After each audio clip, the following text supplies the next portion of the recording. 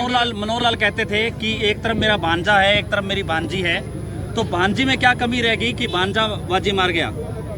देखिए, कमी किसी में नहीं रहती। पार्टी ये देखती है कि वर्तमान परिस्थिति में कौन व्यक्ति किसको क्या जिम्मेदारी देनी चाहिए। मुझे यहाँ पर उम्मीदवार बनाए, मैं तो आप सब जानते हो, मैं तो पहले ही कहा था कि भाई मेरा कोई इंटरेस्ट नहीं है लोकसभा लड़ने में, लेकिन अगर पार्टी ने फैसला कर दिया तो मैं समझता हूँ कि हम लोगों को पार्टी नहीं लड़ाती तो हम कोई और काम कर रहे होते, 10 की 10 लोकसभा में काम कर रहे होते। आगे और बड़ा रोल मिल सकता है हमारी बहन को, जो यहाँ से सांसद रही, अभी भी सांसद है जब तक नया सांसद नहीं आ जाता। धन्यवाद। आपके साथ नाराज दिखते हुए दिखाई दे रहे हैं जी। कौन? सुनीता दुग्गल जी, अभी तक उनकी कोई पोस्ट नहीं आई आपके बधाई के पात्र कोई गए? कोई नहीं जी, सबने बधाई दी है, सबने बधाई दी है और मैं सबसे बधाई ले रहा हूँ। और सबसे बड़ी बात, बधाई इन सबको है।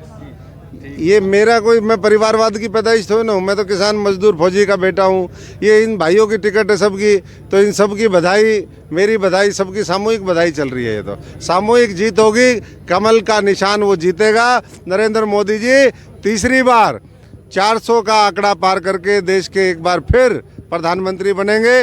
पुनः हरियाणा के अंदर बड़े मार्जिन के साथ, बहुत बड़े बहुमत के साथ हमारी तीसरी बार सरकार बनेगी। अशोक सभी आज हम लोग सुबह से चल कर के बहादुरगढ़ से होते हुए सभी बीच में बहादुरगढ़, रोहतक, हमारा बनियानी गांव जो मनोहर लाल जी का गांव है, उसके बाद महम के आगे हांसी, हिसार, अग्रोहा, हमारा बोडा, होशनाग, फतेहाबाद और उसके बीच में लगातार करीबन हर गांव जो सड़क पे पड़ता है, वहाँ के साथियों ने, कोई शहर है, कस्बा है, डिंग मंडी, सभी ने बहुत गर्मजोशी के साथ आज मेरा, हमारे साथियों का, हमारे सभी पदाधिकारियों का, हमारे दोनों जिलाध्यक्ष, हमारे विधायक, पूर्व विधायक, सभी साथी जो आज मेरे साथ चल कर के आए हैं, उनका बहुत गर्मजोशी के साथ स्वागत हुआ। मैं आभारी हूँ सभी साथियों का। और ये जज्बा, जोश और जुनून, ये इस बात का संकेत है कि देश के लोगों ने मन बना लिया है कि मोदी जी जो कह रहे थे 400 पार, वो 400 पार का आंकड़ा निश्चित तौर पर भारतीय जनता पार्टी और उसके सहयोगी दल पार करेंगे। क्योंकि कल एक न्यूज़ चैनल का सर्वे भी आया, उसमें 411 सीटें अभी दिखाई हैं और अभी तो चुनाव शुरू नहीं हुआ है। मैं समझता हूं कि जब शुरू होगा और विपक्ष को जब कैंडिडेट भी नहीं मिलेंगे इंडिया अलायंस को, तो ये जो आंकड़ा है ये हो सकता है पुराने सारे रिकॉर्डों को तोड़ता हुआ और बहुत बड़े बहुमत के साथ हम केंद्र में लोकसभा के माध्यम से मोदी जी के नेतृत्व में एक बार फिर तीसरी सरकार बनाए।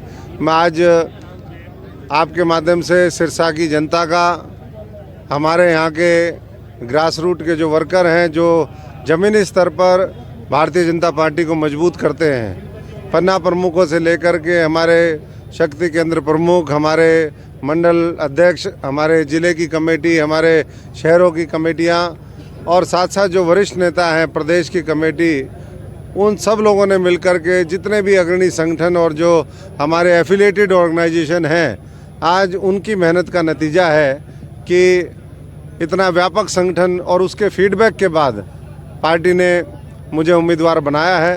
मैं आदरणीय नरेंद्र मोदी जी का, आदरणीय पार्टी के अध्यक्ष नड्डा साहब का, अमित शाह जी का, मनोहर लाल जी का, नायब सैनी जी का, विप्लव देव जी का, हमारे फनेंद्र नाथ शर्मा जी का और तमाम वो लोग जो यहाँ के लोकल लोग भी हैं, बहुत वरिष्ठ नेतृत्व यहाँ पर है, उन सब ने जो अपना विश्वास मुझ पर जताया है, मैं समझता हूँ कि उसको एक गारंटी के रूप में, क्योंकि आज मोदी जी जो भी बात कहते हैं एक गारंटी होती है, तो मैं भी यही कहूँगा कि उनके पद चिन्हों पर चलते हुए मैं भी उनको ये गारंटी देता हूँ कि जो 75 वर्षों में इस सिरसा के अंदर नहीं हुआ, बहुत कोशिशें हुई, हमने भी करी, हमारे बाद की 10 साल की सरकार ने भी की, बड़े बड़े हाईवे बने और चीज़ें हुई, लेकिन आज भी बहुत आवश्यकता है इस इलाके की। ये कृषि प्रधान इलाका है और यहाँ जो फूड प्रोसेसिंग इंडस्ट्रीज़ हैं, हमारे टेक्सटाइल बेस्ड इंडस्ट्री हैं, दूसरे और औद्योगिक इकाइयाँ हैं, उसके लगने की संभावनाएं हैं और मोदी जी ने कहा है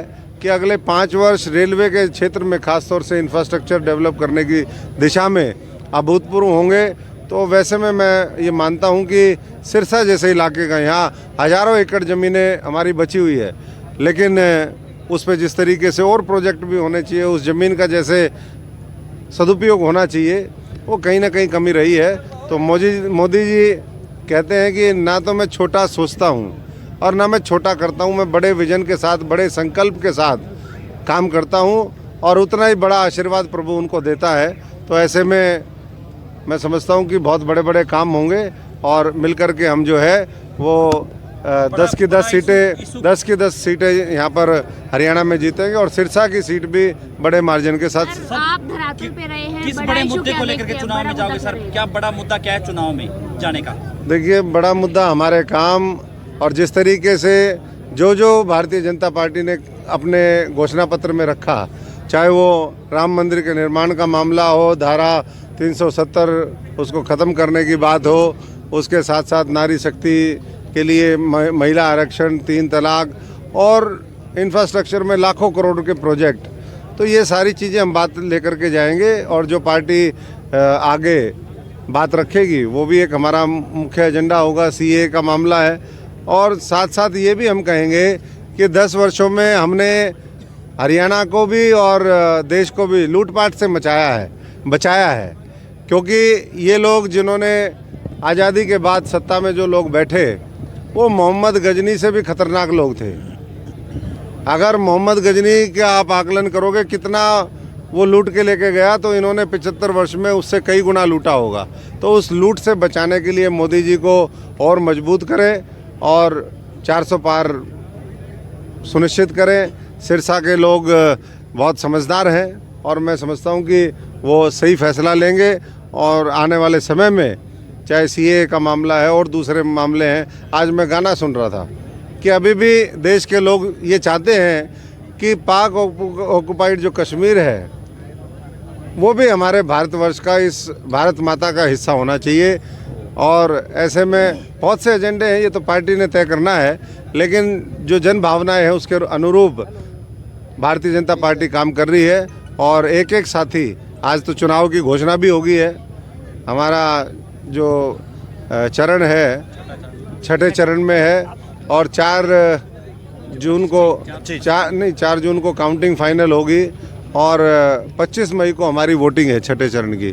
तो पर्याप्त समय है और ऐसे में मैं समझता हूँ कि हमारी शक्ति का, समय का पूरा सदुपयोग होना चाहिए और बेहतरीन मैनेजमेंट टीम हमारे पास है, संगठन की भी और हर दृष्टि से। युवा नेतृत्व हरियाणा को नायब सैनी जी के रूप में मिला है, तो इसलिए सारे साथी पूरी ताकत के साथ अब लोकसभा जीतें और लोकसभा में भी कोई भी सीट मुझे लगता है कि 5 लाख से मार्जिन से कम नहीं जीतेंगे। रोहतक के अंदर भी पहले ये लोग पिछली बार 1-2 बार बूथ कैप्चरिंग करके जीत गए थे, अन्यथा मैं समझता हूँ कि वहाँ भी परिणाम जो है दूसरे लोकसभा जैसे, क्योंकि वहाँ भी बड़ा गुस्सा है लोगों का। उन्हें पूरे करने का मौका मिलेगा डॉक्टर अशोक तंवर को? बिल्कुल, हम सब लोग मिलके, अधूरे सपने मेरे भी, अधूरे सपने और साथियों के भी। तो सपने तो जो है, जैसे मोदी जी छोटे नहीं देखते वैसे मैं भी छोटे नहीं देखता। आपको पता है ये जो हमारा रोड है डबवाली से लेकर के हिसार तक का, ये उसमें हमने शुरू करवाया और मोदी जी ने, मनोहर लाल जी ने वो पूरा किया। न्यूक्लियर प्लांट हमने शुरू करवाया, वो अभी काम जारी है। और ऐसे ही जो है बड़े बड़े प्रोजेक्ट, और यही मैं समझता हूँ कि सांसद का काम होता है। बाकी छोटे से छोटा और बड़े से बड़ा, हमने तो पंचायत में का भी काम, यहाँ पर एमसी वाला काम भी 5 साल जब मैं सांसद था तो सारे काम हमने किए हैं। तो मैं बारीकी से जानता हूँ एक एक हमारे सिरसा संसदीय क्षेत्र की जो समस्याएं हैं, हमारे टिप्स पे है, भौगोलिक स्थिति परिस्थिति सारी चीज़ों को जानता हूँ और लोगों को भी अच्छे से पहचानते हैं कि लोगों की भावना क्या है और किस जज्बे के साथ लोग काम करते हैं। दूसरी पार्टियों को कहाँ देखते हैं आप अपने सामने? दूसरी पार्टियों को मैं ऐसे ही देखता हूँ, जितना हमारा वोट का मार्जिन आएगा वो उनके टोटल वोट से दुगना होगा। अगर मान लीजिए संयुक्त उनका जो वोट है वो अगर 5 लाख आया तो हमारा मार्जिन 10 लाख बनेगा, मुझे लगता है। यानी कि पिछले से ज्यादा 3.5 लाख से ज्यादा जीतोगे, इसका मतलब पिछला 2019 बिल्कुल, ये तो पार्टी ने एक संकल्प लिया है कि हम हर बूथ पे 370 वोट पिछली बार के मुकाबले बढ़ाने का काम करेंगे। 370 को गुणा कर लीजिए 2000 बूथ से, तो जवाब आपको अपने आप मिल जाएगा। माना जाए सुनीता दुग्गल का रिकॉर्ड तोड़ेंगे आप? नहीं, मैं तो किसी का क्या रिकॉर्ड तोड़ूंगा, जनता ही अपना रिकॉर्ड तोड़ेगी। जनता जो है और ज़्यादा मार्जिन के साथ सिरसा भी और पूरे हरियाणा की सभी सीटें जिताने का काम करेगी। और आने वाले समय में फिर दोबारा तीसरी बार जो एक मजबूत बुनियाद 10 वर्षों में नरेंद्र मोदी जी ने रखी, उसके ऊपर भव्य इमारत खड़ी करने का ये समय और संकल्प है, उसमें सहयोग करें। बहुत बहुत